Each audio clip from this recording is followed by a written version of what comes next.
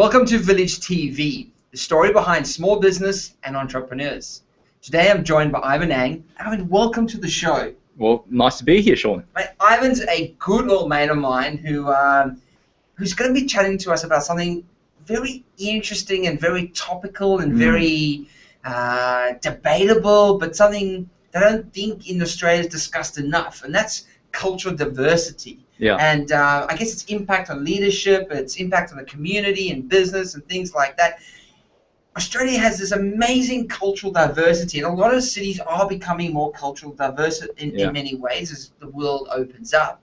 But how this affects us in business hasn't really been discussed or challenged enough, and I think there's ways that we could improve. So why should Australian businesses increase cultural diversity in their workplace? Well, it's a great question, isn't it, Sean? I think that if you look at Australia, really, if you go back in the 1970s, and that was actually when they signified, Gough Whitlam signified the end of the White Australia policy, right? So we haven't even had one generation yet, okay, all right, of this thing called multicultural Australia. Yes. And I think that everyone's just still trying to define what it is for them and try to work out what it is. And I mean, I was born in Singapore. Yeah, okay. And then I moved across to Australia when I was just a 9-year-old boy, you know. And back then, can you believe it? I was the only Chinese kid in my whole class. No way. In my whole year, in actual fact. And now most schools, I mean, you got North Sydney boys. Absolutely. And you would struggle to find a white boy. Yeah, absolutely. Yeah, no, and that's a sign of how accepting Australia has been. Yes. Has been really opened up. As I said, the thing is that, you know, with Whitlam ratifying or legislating the end to discrimination in terms of who they actually bring into the country, that has really opened up the cultural diversity. Which is great. I think it's fantastic, but obviously this has effects on community and business. And you're a Australian Chinese, you're an entrepreneur, you're a leader in the community. How do you find, I mean, you must have seen this change happen gradually now, and do you think it's moving in the right direction? I think it is, and I think that there is still a lot of debate that needs to happen. Okay. So going back to your original question, Sean, in terms of why is it important for businesses to be aware of this? Yes. And the thing is that if you go to people like the Diversity Council of Australia, they've actually done international research to show that businesses that have diverse leadership teams, culturally diverse leadership teams, and we're not just talking about gender diversity here, we're talking about cultural diversity, they actually have return of equity in excess of 53% higher than those that didn't. So there's a huge benefit for having bottom line benefit, absolutely. Cultural diversity in your leadership group, correct, in your business. Because if you think about it, who are the people that we're selling to? Who are the end consumers of the products that we're actually, or the services that we're actually developing? Very diverse Australian Absolutely. community. And not only that, the thing is that obviously we only have a small market here in Australia. And if you start thinking globally, right, over the next 30 years, they predict that the middle class globally is going to go from 2 billion as it is today to over 4.8 billion people. Wow. Right? And so over big numbers. and absolutely. And you know what? The vast majority of that growing, emerging middle class is going to be in Asia. Yes. And guess who's going to be absolutely ideally placed to capitalize on that? I'm hoping Sydney. Well, is that Sydney, right? Yeah, absolutely. I believe so too. Sydney, Australia, Australian businesses, we are absolutely ideally placed to be able to capitalize on that. In terms of being able to be more actively involved in ASEAN and as well as, and we're already doing it. I mean, we've just recently had Tony Abbott bring a whole contingent of business people across to South Korea, Japan, and China, and opening up free trade agreements, and that's awesome. Yes. Yeah.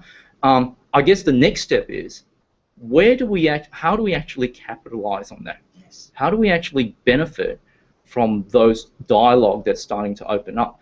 And I believe that it comes in two folds. The thing is, there needs to be a push and a pull. And what I mean by that is that there needs to be a pull from the upper level of management. Okay. Right? They need to firstly understand that they need to increase their cultural intelligence, CQ. Okay. Right, we've got EQ, IQ, now we've got CQ, right? Did you come up with this? No, not at all. Absolutely not. I can't take any credit for it whatsoever. Sounds really, intellectual. Yeah, and it is, and it's not my area of expertise. Okay. But what I will say is that I am going to be partnering with someone who's going to be the world expert. David Livermore is a gentleman who's done an exceptional amount of research into it. So what is CQ? CQ, it's having the understanding of it's the capability to function effectively across national, ethnic, and also organizational culture. Okay, great. And so what you're saying is companies need to pull more diversity through their ranks into leadership positions and empower those leaders. Yeah, so that's the other thing. So firstly, they need to increase their cultural intelligence themselves. All right. Okay. Their understanding of... Their understanding, absolutely. And also foster, absolutely spot on, foster those who are from diverse backgrounds, all right, into understanding that they have the capacity to become future leaders in the business itself. Okay. And so the push and pull will have that balance and that right combination that needs to be in place. How do corporates increase their CQ? How do leadership teams increase their CQ? Yeah. It's one of those things where you've got to be intentional about it. Okay. There's 4 elements that David Livermore teaches with regards to increasing CQ. So it talks about increasing CQ drive. All right. Okay. CQ drive is about your motivation, right, for wanting to know more. So the second thing is CQ knowledge. So you need to understand what are the cultural information that you need to have on hand to be a better performer. All right. Okay. So be it organizationally, and I just came from a meeting with someone who was ex-military. Now their culture, their organizational culture is very, very, you've got to do it this way or people die. Yes. So that's a very different culture to a lot of the other businesses that we have around. Sure. I mean, in fact, I just got the latest update today from Smart Company. One of the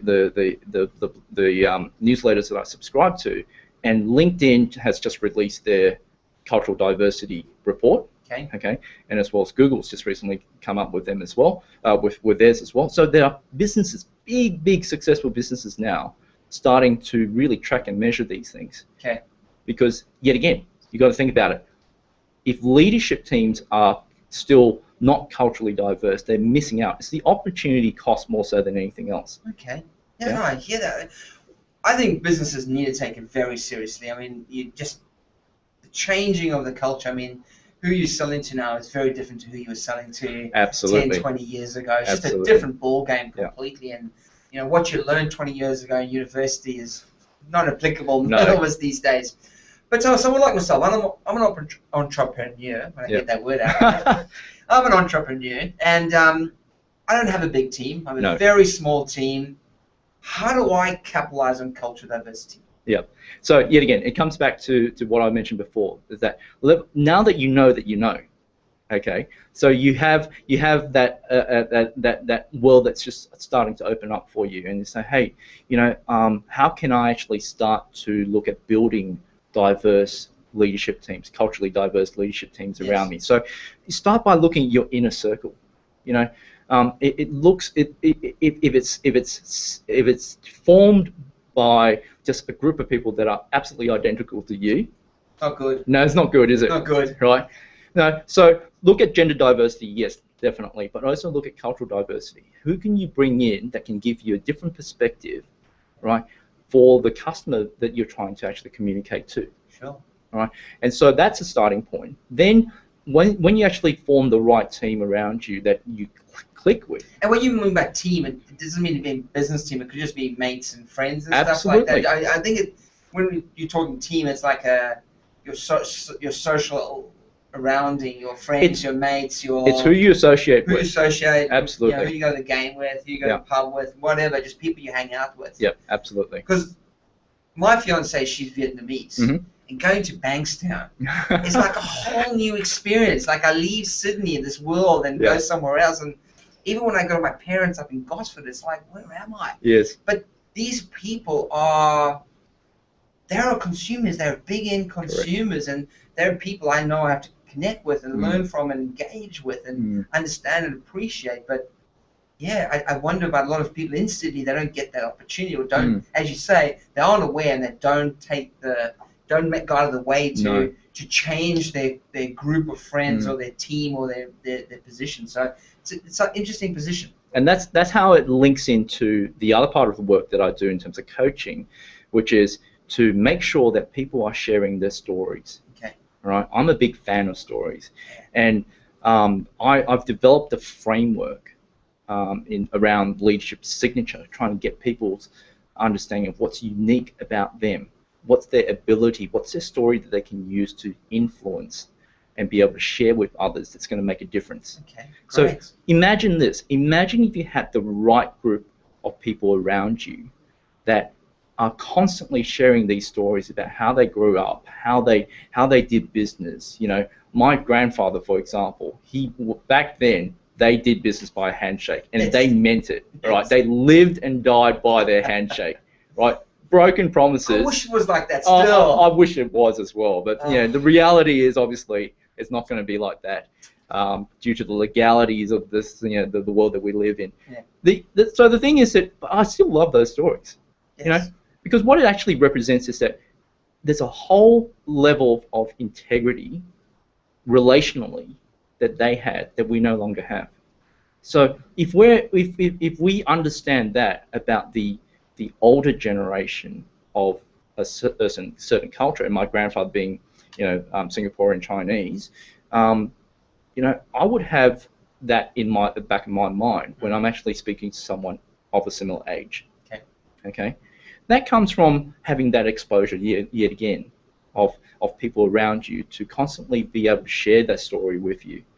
Yeah, I like that. And so I think it's for a lot of businesses out there. If you are watching, it's a case of how do I change my environment? How do I recruit more diversity into my workplace? How do I capitalize, as you say, on that diversity so I can be well positioned in Australia or wherever you are to take advantage of those things? How do we know we're bringing the right people for the right? I mean, that's a big challenge for a lot of companies, even small businesses who need to evolve. Yeah, absolutely. And I think that there's a responsibility for our educators to step up to understand that as well. Okay.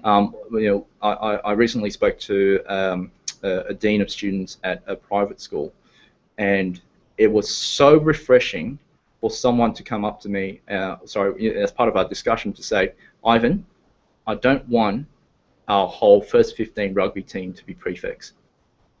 It's not a popularity contest. Okay? Yes. And so, but that signifies to me the understanding that there needs to be a diversity in place in terms of their leadership. Yeah, it starts at that level. Yes. And needs to be fostered all the way through. But how do you change people's mindsets? It's such a challenge. I mean, yeah. I think it's a good place. Are you working in this space? Is this a big focus for you now? Yes, absolutely. So I'm working with a federal senator, Senator Sam Destiari. Okay. He and I are looking at developing a program that's going to help businesses develop these leaders from within. Okay. So there's three components of that. There's obviously the training component, training them on how to become a better leader.